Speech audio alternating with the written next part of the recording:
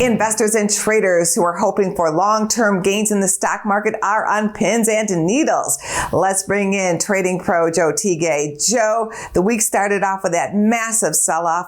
What's your take and what are your 3 trading keys for us? It looks like, and traders are hopeful, that we saw a little bit of a capitulation bottom action. Now, this all happened. A lot of things you're looking for when you see a capitulation, things happening all at once. We saw reversal in the market happening on heavy volume, and it happened at a very critical area, looking at the 200-day moving averages in the NASDAQ and in the S&P 500. So very crucially, a big reversal off of that heavy volume day. I think bulls were really looking to see that. And we also saw some rotation too, out of some defensive names and into some tech names. So again, all things pointing to a little bit of a capitulation bottom. Investors are hopeful that that's happening. Now, the flip side of that could be, hey, the rotation had more to do with tariffs, getting out of some of these industrial companies, or some of these companies that rely more on trade than the tech companies, which are just more software companies that don't really have a lot of trade to do with them. So,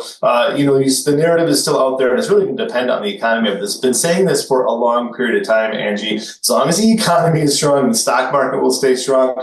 That's why these job numbers are so important to me. If we continue to see steady growth, the stock market can go higher. The economy is holding up. Are there any signs you are watching for potential trouble? The housing market is an area of concern, but it's not at the point where I'm saying, hey, this is for sure a recession. There's just things that I'm watching, and I'm always watching something out there that is an area of concern, Angie. It seems like the market always climbs a wall of worry. For me, the big thing is just going to be back to these jobs report. That's why this economic data is so important. Strong economy, it tells me, hey, we're going to be just fine in the stock market. So yeah, the jobs number is going to be crucial for me.